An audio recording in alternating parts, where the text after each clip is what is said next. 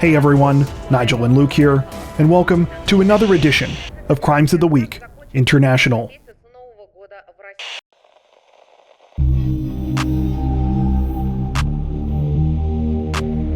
Representatives from Spain's National Police Force say that at least 8 people have been arrested this week after authorities broke up an alleged criminal organization responsible for building underwater drones and other vehicles for drug smugglers. According to reports, the arrests were the culmination of a 14-month-long investigation into the criminal group. While the arrests were carried out in numerous provinces across the country, including Cadiz, Malaga, and Barcelona, authorities say that the most noteworthy bust happened at the organization's main warehouse in the town of Castellar de la Frontera.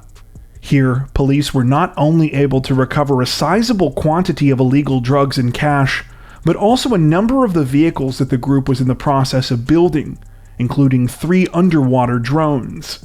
Authorities say it is the first time they have come across such devices. According to Spanish police, these underwater drones, officially known as unmanned underwater vehicles, were being built for a group of French traffickers, and once completed, would have allowed the criminals to transport large quantities of illegal drugs across the Strait of Gibraltar, which separates Spain and Morocco and is only about 9 miles wide at its narrowest point. The vehicles were being designed to carry up to 200 kilograms or approximately 440 pounds of cargo each, and as one news source put it, quote, would have been fully remote operable from anywhere in the world using an internet device as simple as a tablet. Though the underwater drones were definitely the most unique find during this week's raid, Spanish National Police say that they were far from the only vehicles seized. At least 13 different types of other vehicles were also discovered by authorities, including trailers with false bottoms, as well as traditional aerial drones with a range also capable of clearing the Strait of Gibraltar.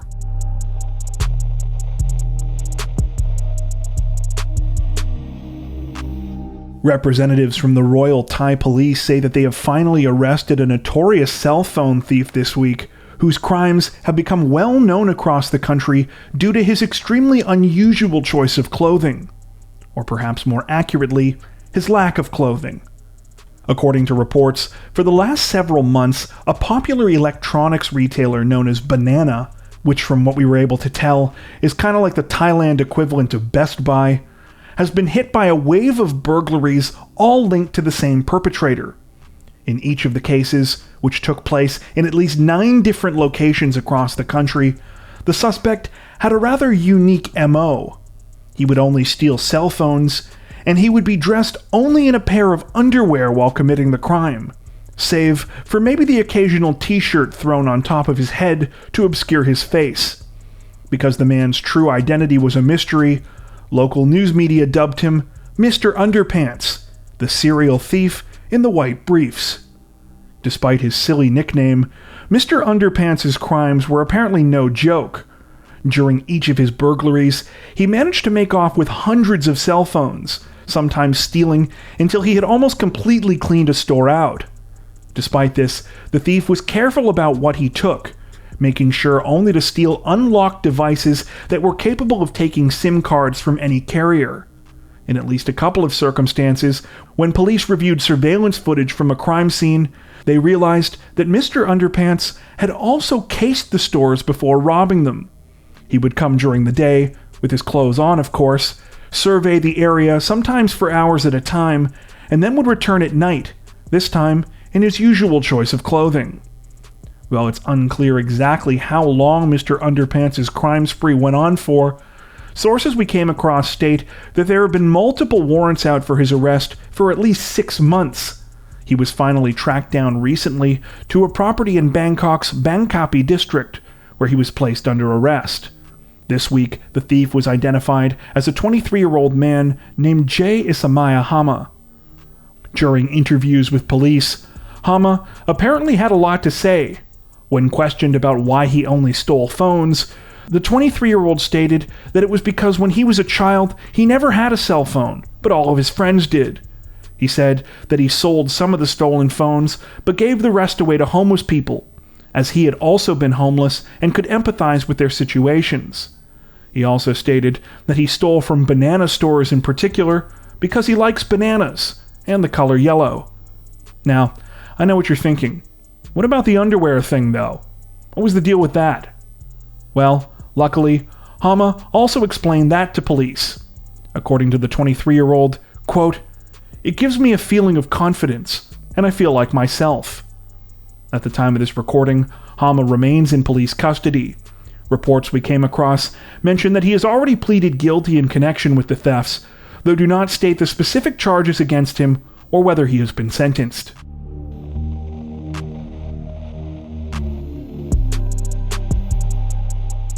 Authorities in South Wales are requesting the public's help in locating a 32-year-old fugitive this week after she was recently convicted for a slashing attack against another woman that took place early last year.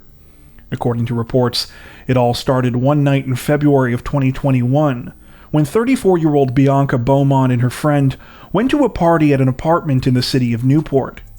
The evening started off normally enough, but as alcohol continued to flow and drugs continued to be consumed, the mood started to change at the all-night event. Things decisively took a turn for the worse when one of the residents of the apartment, 32-year-old Carly Tuft, accused Bianca of flirting with her boyfriend, 31-year-old John Jackson. Given her level of intoxication, Tuft was apparently in no mood to reason things out, and instead ran to the kitchen and grabbed a knife. She then proceeded to slash Bianca across the face, injuring her cheek, lip, and nostril. Immediately realizing that her wounds would require hospitalization and fearing for her life, Bianca desperately tried to leave the party, only to be blocked by Tuft, who had now been joined by her boyfriend. Rather than condemning his crazed girlfriend's actions, Jackson reportedly upped the ante, taking the knife himself and threatening to kill Bianca's 2 kids if she told the police the truth about what had happened to her. Eventually, Bianca was let go, and she went to the authorities as soon as she could. The day after the attack, Tuft and Jackson reportedly went over to family's house for Sunday lunch, like nothing had happened. When the case went to trial at the end of June of this year, Jackson apparently attempted to explain his behavior by saying that he was scared of Tuft. The judge in the case did not buy this, saying that at most it meant that he was a coward. The 31-year-old was sentenced to 4 years in prison. Tuft, meanwhile, skipped her trial altogether and was sentenced in absentia to 6 years and 6 months in prison. Both she and Jackson also had restraining orders issued against them, banning them from contacting Bianca indefinitely. At the time of this recording, Tuft is still on the run, and police are currently asking the public to come forward with any information they might have concerning her whereabouts. She has been described as 5 feet 2 inches tall, with brown hair and brown eyes. She has numerous tattoos, including 2 stars on the left side of her neck, a butterfly on her ankle, and a gun on her clavicle and her right thigh. She also has a piercing on her bottom lip. Anyone who has seen Tuft has been asked to contact Gwent Police or reach out anonymously through Crime Stoppers.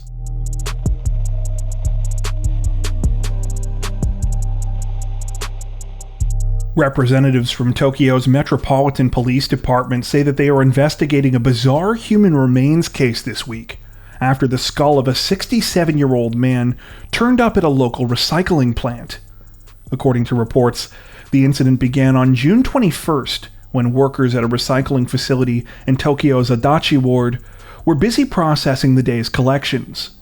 Out of nowhere, they received the surprise of their lives, when inside a random bag of recyclables, they discovered an entire human skull and jawbone.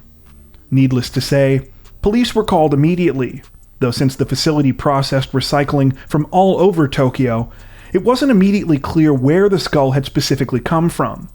Luckily, someone found a bank card that was in the same area where the skull was found, giving investigators a major lead. Dental records were able to confirm this, and the remains were identified as those of 67-year-old Hideo Murai of Kita Ward. After a little bit more digging, authorities discovered that Hideo shared a house with his 68-year-old brother Shoichi Murai before his death, and on June 29th, police went to pay Shoichi a visit.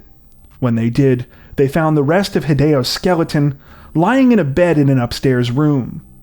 During questioning, Shoichi admitted to putting the skull in the recycling, but bizarrely claimed that he didn't know that the bones were real.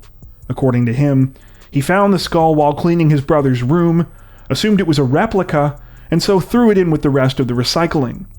When police asked how this could possibly be the case, given the fact that the rest of his brother's skeleton was in the same room, and he obviously would have had to have been missing for some time before this, Shoichi was apparently unfazed. He replied that though he and his brother lived together, they hadn't spoken since March of 2017, and his brother stayed upstairs and he stayed downstairs. When he finally went into his brother's room to clean, Shoichi said he had wondered if he had been hospitalized somewhere, but that was about it. According to reports, while police have not totally been able to verify Shoichi's story, an autopsy apparently showed that Hideo would have been alive in 2017. Though a cause of death has yet to be determined, authorities say there were no obvious signs of violence found on the remains or at the scene. All that being said, Shoichi was still arrested in connection with the strange incident, though not for murder or anything like that. Instead, he was charged with illegal disposal of human remains. At the time of this recording, it appears that the case is still under investigation.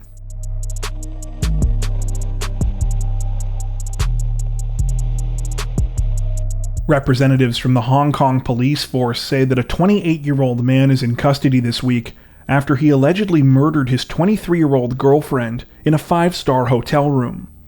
According to reports, the case began at around 1 p.m. on June 30th, when the mother of 23-year-old yoga instructor Chow Wai-yin contacted police to report her daughter missing. Chow was supposed to have been on an early morning flight to the United States that day. However, she never boarded, and her mother was unable to reach her. About 2 hours later, police turned their attention to a 28-year-old unemployed man after learning that he was Chow's ex-boyfriend. Just FYI, reports we came across gave conflicting information about the man's identity, so we're not going to use any names here to avoid implicating the wrong person.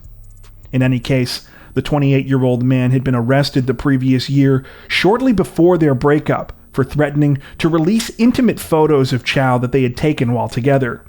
However, when police questioned the 28-year-old, he denied any involvement in Chow's disappearance. As the hours dragged on, police only found more reasons to be suspicious of Chow's ex, when they discovered surveillance camera footage showing the two of them leaving her apartment together at about 4 the previous afternoon. Then, at 8 p.m. that evening, the case took a horrifying turn, when the 28-year-old suspect turned himself in at the Wong Tai Sin police station. When he did, he handed over the key to a room at the 5-star Ritz-Carlton Hotel in West Kowloon. When detectives went to investigate the situation, they were horrified by what they found. There was blood all over the hotel room, and Chow's lifeless body was lying in the bathtub, which had been filled with water. She had been stabbed more than 30 times.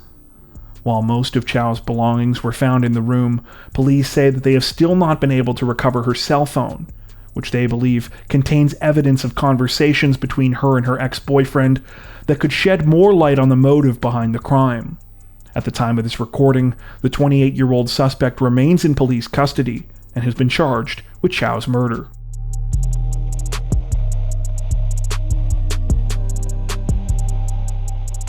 While we know that it's technically not possible for the subject of this next case to be charged, when we came across this story, we just couldn't pass up the opportunity to share it with you. Also, you've got to admit, the little guy's actions were arguably criminal. Authorities in the Brazilian department of Piauí say that they have captured quite the unexpected troublemaker this week, after he was witnessed burglarizing multiple homes and brandishing a knife at his victims. The suspect in question is a capuchin monkey. According to reports, for more than a week, residents of the municipality of Cohenche were both amused and terrorized by the monkey, who they nicknamed Chico. After setting up a home for himself in an empty lot in a shopping center, Chico allegedly decided to spruce up the place with items that he took from local homes. During this time, he stole clothes, cookies, soap powder, basically whatever he could get his hands on. While this in and of itself probably wouldn't have been so bad, the fact that Chico carried a knife the whole time made things a little too unnerving for some residents. This wasn't helped by the fact that Chico apparently had a bad habit of banging the knife against the roofs of people's houses, and at some points was even reportedly spotted rubbing the blade against the stone walls of buildings as if he was sharpening it. In any case, after enough concerned citizens reported Chico to police, eventually a wildlife conservation organization was brought in and he was captured. While we said that Chico definitely wasn't going to be charged for his quote-unquote crimes, it turns out that he will be spending some time in what amounts to monkey jail. According to the organization that captured Chico, he will spend at least the next little while with the group of about 10 or other primates of his species under close supervision, until such a time that he can be rehabilitated and unlearn the violent behaviors he picked up while living outside of his natural habitat. It sounds like Chico has got a long road ahead of him, but we're definitely rooting for him.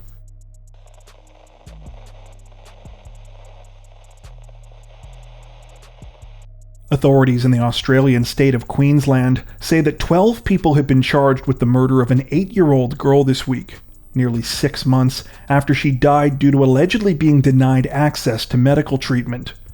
According to reports, 8-year-old Elizabeth Strews was found dead on the afternoon of January 8, 2022, when emergency service workers were called to a home in the city of Toowoomba. By the time paramedics arrived, there was nothing that could be done for the young girl, as her parents and others present at the residence at the time had waited an entire day before notifying authorities. When an investigation began, the situation reportedly only got darker when detectives uncovered evidence that Elizabeth had died as a result of complications from her type 1 diabetes. However, authorities quickly concluded that these were no ordinary complications. Instead, Elizabeth had died after being deliberately denied access to her insulin for 6 days. According to police, Elizabeth's parents were part of a fringe Christian religious group who believed that the 8-year-old's medical condition would be healed by God. This was allegedly why she was denied her insulin as well as any further medical treatment, ultimately resulting in her death. While Elizabeth's parents, identified as 47-year-old Carrie and 50-year-old Jason Strews, were arrested within days of her death and charged with her murder, Queensland police soon expanded their investigation to include the other members of the so-called church. This week's 12 arrests were a result of that 6-month investigation.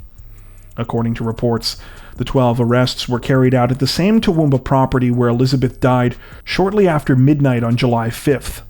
While the suspects have yet to be identified by name, reports state that they range in age from 19 to 64 years old. At the time of this recording, all 12 suspects have now been charged with murder and remain in police custody.